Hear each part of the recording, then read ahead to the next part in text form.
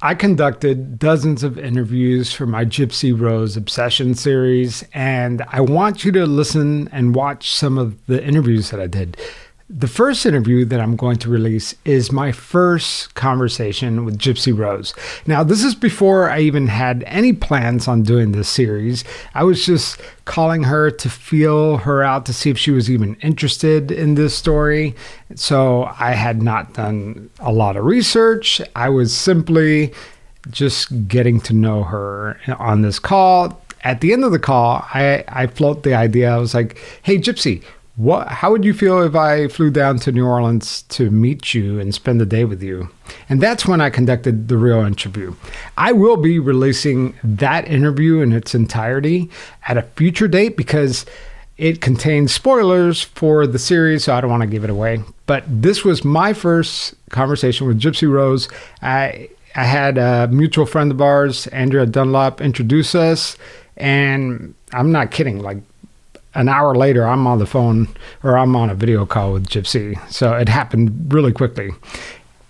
Let's play the video. I actually have no idea where we're going with this, but I don't either. That's why I was like, I wanted to hop on a call with you because I'm like, what is this about? All I know about you is the HBO doc. So I was like, I had no idea that there was this like other world. It's like insane. You're living in it, but I had no idea, you know? Oh, it's insane. It's called the Gypsyverse. Oh, like the verse, like the Marvel verse. Yes, like the Marvel verse. So it's two communities, and one is pro-Gypsy and one is anti-Gypsy. Which one's louder?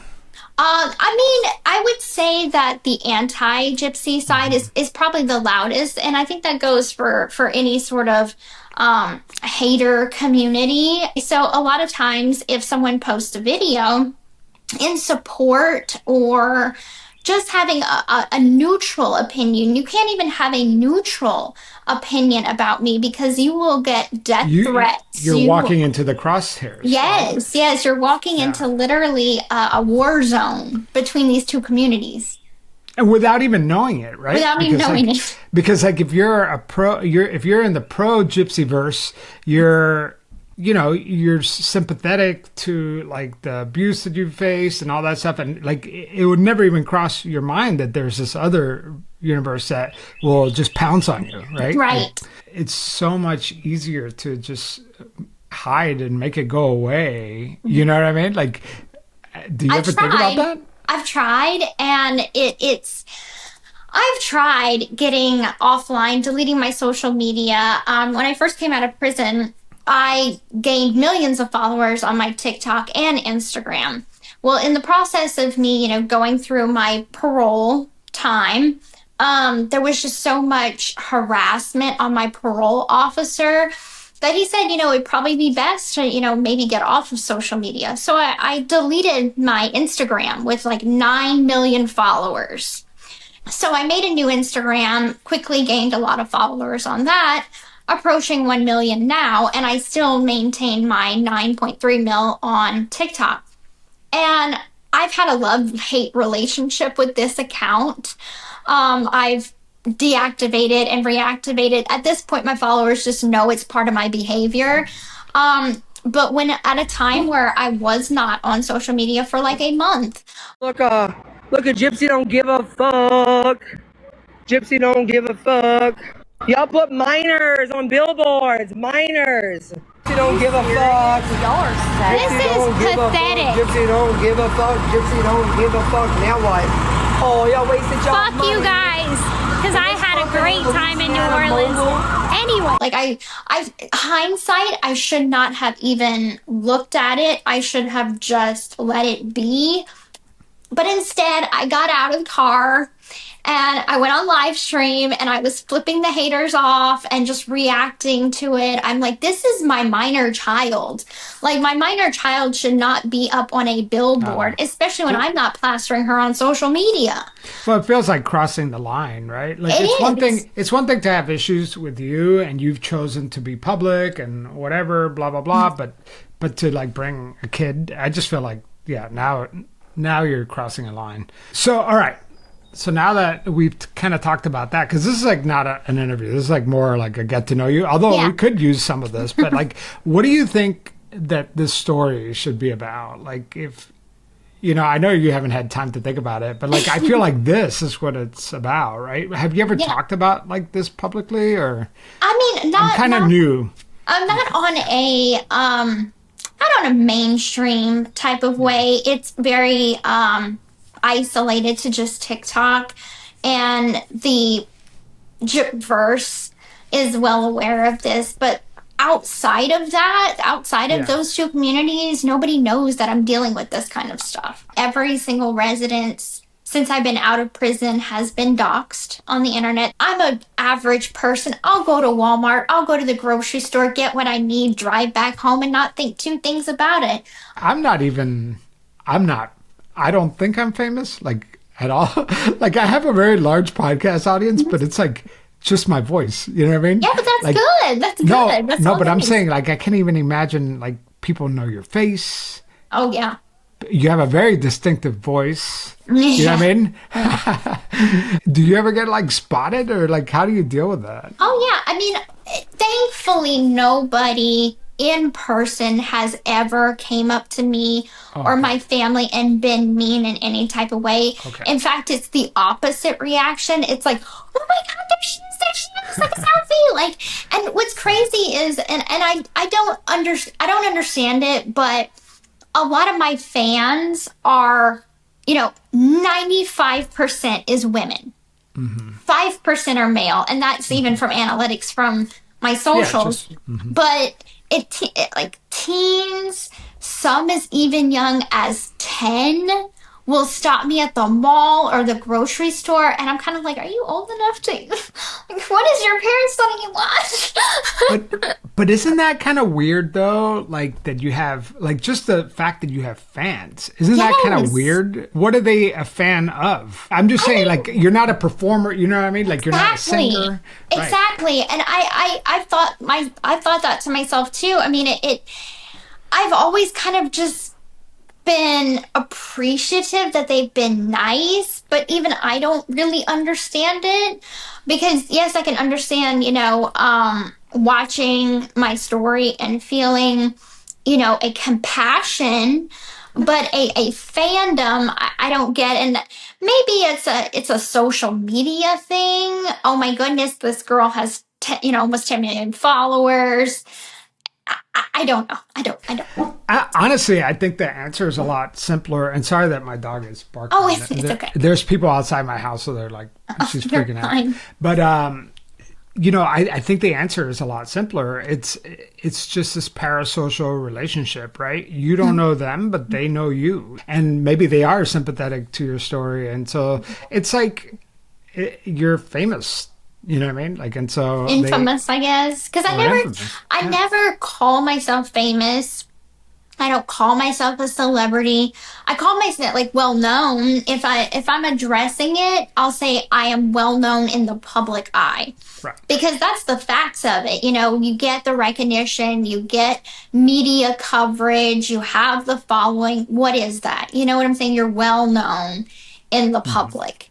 And with that comes a lot of responsibilities and burdens too. So if we were to do this, because like you said, I think maybe the story is that like the people that know you, like in the Gypsyverse, they know about this. And then obviously the haters know about you as well, if not more, because they won't let it go, right? Like this has been years and years and years. And it seems like every time you make some sort of public opinion or video or appearance, they jump on it. But like the outside world has no idea. So like I really do think that that's the story. But it's almost like your whole childhood was robbed from you, and then now all of a sudden you're an adult and you have to figure out who is Gypsy Rose Blanchard. You know what I mean? And you fill these roles until you kind of figure out who you are. You know what I mean? And do you know who you are at this point? I'm learning. I'm learning a lot as with every new experience, because I think that's how we grow, is just like experiencing things. Yeah. So I think that I've gotten to where I'm comfortable. Like I was wearing a wig in a lot of my videos because last year and the year before that, like I bleached my hair so much because I was so excited to try new things with my hair that I didn't, realize that bleaching and bleaching and bleaching was going to fry it as bad as it was. So unfortunately, my hair was down to almost to my butt when I got out of prison, and I had to shave it all off. And, the anti side was like, well, wouldn't that be a trigger for you? And the logical side of me is, of course, wanting to defend myself and being like, do you want to walk around with fried hair? It's kind of a necessity. So I used a wig for a couple of months, and I'm just starting to kind of like be okay with this being my authentic kind of like it. Self, so more mature, Yeah. So how old are you now? I know you're not supposed to ask a woman. I'm going to be 35. Okay.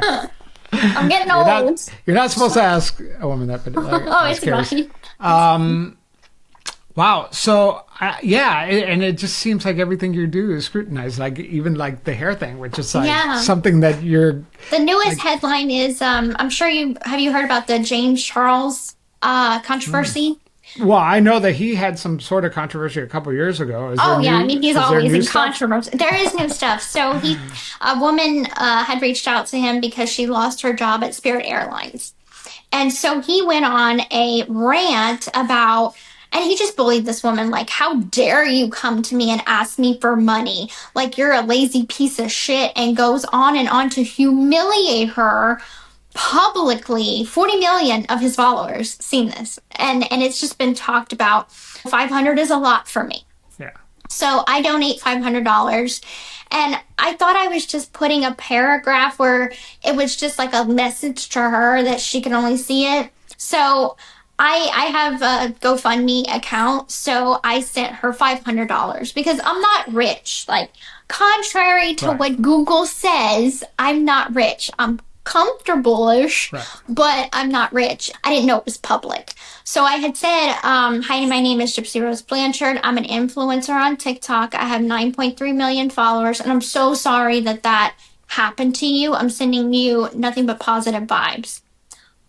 Woo! I shouldn't have put that message because here goes the haters. Oh my God, she's wanting clout. Hold on. Before you tell me, I was just trying to figure out like what the hell is wrong with that. Like, well, the fact that you included your follower account. Yes. Yeah. Yes. That's crazy. They're like, she's bragging about it. She's wanting to get her name out there. Like. Yeah. And I guess why did you include the follower account? Because I wanted to, because I thought it was a message just to her. So I wanted to introduce myself. I'm not going to be like, hey, I'm Gypsy Rose Blanchard. I went to prison for murder. So, you know what I'm saying? Like, that's, so I just wanted to just in case she didn't know the name, who I am. Like, hey, I'm going to share your story to my followers because not every influencer is a douchebag. You know what I'm saying? But yeah, it just seems like, okay, so I'm not prepared for this interview because like we just set it up like 2 hours ago. So I'm not, but we're just like kind of rolling through it. Yeah. But I was thinking, because this is kind of a cool story if you're up for it, but like how comfortable are you? Once I start doing research, because I haven't even started, like once I dive into the hellish waters of your haters, like how comfortable are you with uncomfortable questions and stuff like that? I mean, I'm pretty open. Everybody has always known that I'm a pretty open book. Going back to like the uncomfortable questions and stuff. Yeah, I mean, I don't think that there's anything that I could find that you haven't seen already. Exactly. Yeah. I've had some tough ones come at me. That's what I figured. Well, I mean, this is a kind of a really like I'm very intrigued and I'm like looking forward to seeing what happens here because Like I said at the beginning of this call, I have no idea what I'm getting myself into. If you're up for it, I'm willing to like travel down there for a weekend, maybe like hang out for like a day and do the interview in person. Would you be game for that? I'd be down for that. All right, that was my first call with Gypsy Rose Blanchard. After that call, I immediately booked a flight to New Orleans and I sat down with her for 3 hours. That interview is coming soon, so stay tuned wherever you're watching this video, and I'll release it very lightly edited so that you can see our complete conversation. Of course, if you want to listen to the audio version, which is the documentary style version of my interview with Gypsy, find Pretend wherever you listen to podcasts.